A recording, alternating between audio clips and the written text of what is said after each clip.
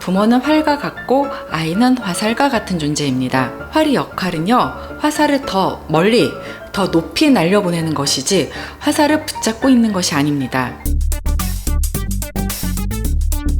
안녕하세요. 닥터 전미경입니다. 오늘은 엄마의 자존감 소개 마지막 영상입니다. 엄마의 자존감이 어떻게 아이의 미래가 되는지, 그리고 건강한 자존감을 어떻게 되물림할 수 있는지에 대해서 말씀드리려고 합니다. 이런 말씀을 하신 분이 계셨습니다. 원장님, 우리 아이가 저에게 엄마는 왜 그렇게 맨날 한숨만 쉬어? 이렇게 물어보더라고요. 그 말을 듣는 순간에 그 엄마분이 아차 했던 거죠. 그리고 아이 또한 엄마의 한숨 쉬는 모습을 따라하기 시작했다고 합니다. 이것이 바로 오늘 우리가 이야기할 자존감의 대물림을 보여주는 현실입니다. 제가 이 책에서 강조한 말이 있습니다. 숨 쉬는 공기처럼 자존감은 대물림된다고요. 또 다른 사례를 좀 말씀드릴게요. 6살 아이가 혼자서 거울 앞에서 엄마 화장품을 바르면서 놀고 있더랍니다. 어느 순간에 화장품을 내던지면서 에이, 나는 왜 이렇게 생겼지? 짜증나. 이러더랍니다. 엄마가 깜짝 놀라서 누가 그런 말을 했어? 이렇게 물어봤습니다. 아이가 천진난만하게 이리 대답하더랍니다. 엄마가 맨날 거울 보면서 하는 말이잖아. 아이들은요, 우리가 생각하는 것보다 훨씬 더 많은 것을 보고 듣고 흡수합니다. 엄마가 자신을 함부로 대하면 아이도 자신을 함부로 대합니다. 엄마가 실패를 두려워하면 아이 또한 도전을 하지 않습니다. 엄마가 무언가를 실패해도 다시 일어서면 아이 또한 회복 탄력성을 배웁니다. 제가 20년 동안 정신과 의사로 살다 보니 발견한 패턴이 있습니다. 자존감이 낮은 엄마의 아이들은요, 3, 4살 때부터 비슷한 패턴을 보입니다. 나는 못해. 이런 말을 자주 합니다. 새로운 시도를 두려워하고요, 실수했을 때 과도하게 자책을 합니다. 반면에 자존감이 건강한 엄마의 아이들은요, 나도 해볼래. 이런 말을 자주 합니다. 실패해도 다시 도전합니다. 실수를 해도 자신을 과하게 자책하지 않고 자연스럽게 받아들입니다. 최근 드라마 폭삭 속았수다 보신 분들 많으시죠? 아버지 양관식이 결혼식장에서 딸 금명이에게 한 말이 인상 깊었습니다. 수틀리면 빠꾸 아빠한테 냅다 뛰어와. 알지? 이 말이 바로 안정기지의 본질을 보여주고 있습니다. 네가 어떤 선택을 하든 실패해든 괜찮아. 나는 여기 있을 거야. 언제든 돌아와도 괜찮아. 나는 너에게 든든한 버팀목이 되어줄 거야. 이런 의미가 담겨져 있죠. 이렇게 안정기지는 사람이 살면서 중요하고요. 안정기지가 있는 아이들과 안정기지가 없는 아이들의 특성이 달라지게 됩니다. 안정기지가 있는 아이들은요, 실패를 두려워하지 않고 도전합니다. 실패해도 돌아올 곳이 있으니까요. 또한 자신감 있게 세상을 탐험하겠죠. 안정기지가 없는 아이들은요, 늘 불안해하고 남의 눈치를 봅니다. 실패할까봐 도전하지 않습니다. 작은 실수에도 크게 좌절합니다. 한 6살 아이가 친구 생일 파티에 다녀와서 이렇게 말하더랍니다.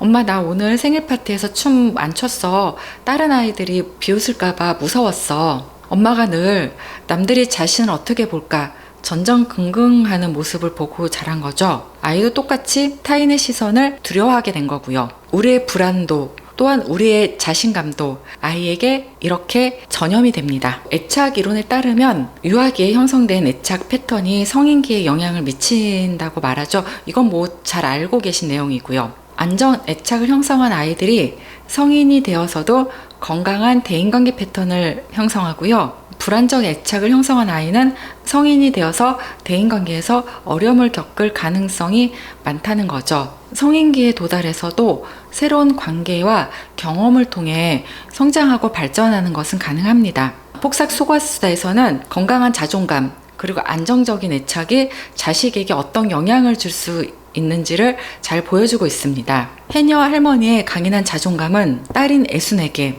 그리고 손녀인 금명이에까지 대물림되고 있습니다. 해녀 할머니가 바다에서 보여준 당당한 독립성과 자립정신은 애순이 세상을 살아가는데 큰 뒷받침이 되었고요. 금명이는 그런 엄마를 보면서 자연스럽게 자기 확신을 가진 사람으로 자라나게 되었죠. 금명이가 엑스남친과 헤어질 때 한 말이 굉장히 저는 인상적이었어요. 나는 네가 너무 좋은데 나도 너무 좋아. 내가 너무 안쓰러워서 더는 못하겠어. 이것이 바로 3세대에 걸친 자존감의 대물림입니다. 제가 외래에서 본 인상적인 케이스인데요. 나르시시스트 어머니와 알코올 중독자 아버지 사이에서 자란 딸입니다. 짐작하셨겠지만 어렸을 때 학대, 유기 이런 것들을 당하고 자란 분이십니다. 엄마가 성질을 나면은 화풀이 대상으로 때렸고요. 좋은 대학에 못 갔다고 구박받았고요. 돈을 벌기 시작하니 키워준 값을 달라라고 하면서 매달 월급의 일정 부분을 요구했습니다. 결혼 후에도 친정의 모든 대소사, 경제적 부양 모두 그분 몫이었고요. 이분이 어느 날 자신의 아이를 낳고 기르면서 깨닫게 됩니다. 아이를 기르다 보니 본인에게는 아이가 너무 소중하고 귀하더랍니다. 어떻게 이런 아이를 때릴 수 있었지? 라는 의구심이 들었다는 거죠. 도대체 우리 엄마는 왜 그랬을까? 이런 질문을 비로소 하기 시작했다고 합니다. 그랬더니 눈에 안 보이던 게 보이더랍니다. 각성을 한 거죠. 그 뒤로 그녀가 친정과 거리를 두기 시작했습니다. 그리고 친정에서 하는 요구에도 노라고 답하기 시작했습니다. 그 다음으로는 해던 대로 아이를 최선을 다해 키웠습니다. 내가 경험하지 못한 행복한 어린 시절을 내 아이에게 준 거죠. 세 번째로 다행히 좋은 남편과 좋은 시댁을 만났습니다. 그런 사람들과 연을 맺으면서 나만의 새로운 세상을 열게 된 거죠. 사실은 결혼하고 나서 처음 알았답니다. 그 시어머님이 본인 남편한테 하는 거를 보고 부모란 저런 것이구나라는 것을, 그리고 우리 친정이 비정상적인 친정이라는 것을요. 그분의 말씀을 듣고 가슴이 먹먹했습니다. 내 아이는 정말 행복하게 자라고 있어요. 나는 못 가져본 어린 시절을 보내고 있고요. 자신감 있고요. 실수를 해도 두려워하지 않고요. 무엇보다도 자기 자신을 사랑할 줄 아는 아이고요. 제가 평생 갖지 못했던 것을 우리 아이는 자연스럽게 자라면서 느끼고 살고 있고요. 우리 아이가 행복해하면서 환하게 웃을 때 정말 제가 가슴이 충만하게 느껴져요. 이리 말씀을 하셨습니다. 이것이 바로 제 양육의 기적입니다. 내가 받지 못한 사랑을 아이에게 주면서 동시에 나의 상처도 치유하는 아름다운 과정이죠.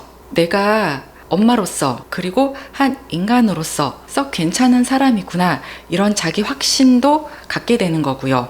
우린 이렇게 상처의 대물림을 끊고 새로운 사랑의 대물림을 시작할 수 있습니다. 제가 책에서 강조한 또 다른 개념이 있습니다. 너의 우주, 나의 우주, 그리고 우리가 만들어낸 새로운 우주가 있다는 거죠. 우리는 모두 저마다의 우주를 가슴에 품고 사는 사람들입니다. 엄마와 아이도 마찬가지예요. 각자 독립된 존재로 사는 겁니다. 칼릴 지브란의 시를 제가 읽어드리겠습니다. 당신의 자녀는 당신의 자녀가 아닙니다. 그들은 생명 그 자체의 아들이며 딸입니다. 그들은 당신을 통해 왔지만 당신에게서 온 것은 아닙니다. 그러니까 부모는 활과 같고 아이는 화살과 같은 존재입니다. 활의 역할은요, 화살을 더 멀리, 더 높이 날려보내는 것이지 화살을 붙잡고 있는 것이 아닙니다. 요새 엄마들이 아이들과 흔하게 하는 갈등입니다. 어느 엄마분이 아이가 몰래 엄마 카드로 굿즈를 20만 원어치 산 걸 알게 됐다고 합니다. 난리가 났겠죠. 이런 비슷한 일이 계속 반복이 되는 거예요. 처음 반응은 스마트폰 내놔, SNS 금지야, 너 이번 달 용돈 없어, 아마 그랬겠죠. 아이는 또 이러겠죠. 왜 엄마만 그래, 다른 엄마는 다 사줘, 이러면서 대들지 않겠습니까? 이 엄마가 아이를 이해해 보려고 한 거죠. 네가 왜 그 아이돌을 좋아하는지 엄마한테 설명해 볼래? 처음에 딸은 막 엄마가 도대체 나한테 왜 저러나라고 의심하는 눈초리로 봤는데 마음을 열고 다가가니 본인도 마음을 열더랍니다. 그냥 이렇게 멋있고 다른 애들도 좋아하고 그래서 내가 그냥 이런 덕질을 하는 거야, 이렇게 얘기를 했겠죠. 그 뒤로 나름의 기준을 정했다고 합니다. 매달 정해진 용돈 내에서만 굿즈를 구입하고 본인의 부족한 용돈은 집안일을 할 때마다 버는 걸로 했다고 합니다. 이것이 바로 서로의 우주를 인정하는 관계입니다. 근데 말이 그렇지가 쉽진 않아요. 그 외래 오신 분들 중에 아주 머리가 아프다고 합니다. SNS, 유튜브, 아이돌 덕질 문제로 아주 골머리 앓는 부모님들 참으로 많이 계십니다. 아이에게 건강한 자존감을 물려주는 구체적인 7가지 방법을 말씀드리겠습니다. 첫 번째는 독립된 실패 경험을 허용합시다. 즉시 개입해서 엄마가 해줄게, 이러지 마시고요. 너가 속상하겠구나. 다시 한번 해보고 싶니? 이런 식으로 아이의 감정도 인정하고 선택권도 주는 거죠. 두 번째는 안전기지가 되어주세요. 실패해도 괜찮아. 엄만 항상 이 자리에 있어. 세 번째는 따뜻한 권위를 세우세요. 규칙은 명확하되 존중의 어조로 대화하세요. 사춘기라는 이름으로 부모들이 자신들의 권위를 너무나 쉽게 포기합니다. 아이들의 버르장머리 없는 말도 다 받아주더라고요. 주의합시다. 네 번째, 엄마의 솔직한 감정을 나눠주세요. 엄마도 지금 좀 피곤해서 쉬고 싶어. 30분만 쉬고 나서 같이 놀자. 완벽한 엄마를 연기할 필요 없습니다. 엄마도 사람이라는 것을 아이에게 인식시켜 줍시다. 다섯 번째, 아이와 함께 실패하고 같이 배웁시다. 아이가 블록 쌓기 실패하면 엄마 또한 나도 잘 안 되는데 우리 같이 한번 해볼까? 이런 자세를 갖자는 거죠. 완벽한 엄마가 아니고 같이 실수하고 같이 배우자는 동행의 자세를 갖자는 겁니다. 여섯 번째, 거울 앞에서 나 자신에게 친절합시다. 거울 앞에서, 특히 아이가 보는 앞에서 오늘도 참 수고했어, 애썼어.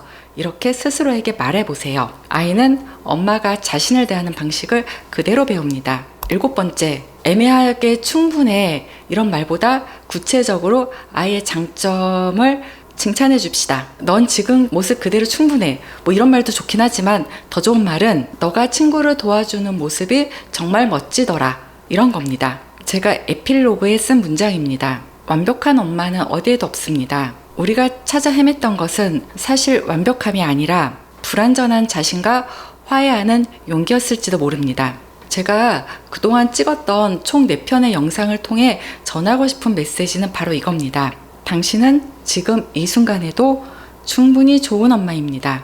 자존감은 완벽함이 아니고 있는 그대로의 나를 받아들이는 데서 시작됩니다. 당신은 이미 충분히 그 자체로 빛입니다. 긴 여정을 함께 해주셔서 감사합니다. 내일은 우리 엄마들의 또 다른 하루가 시작됩니다. 영상 시청해주셔서 감사합니다.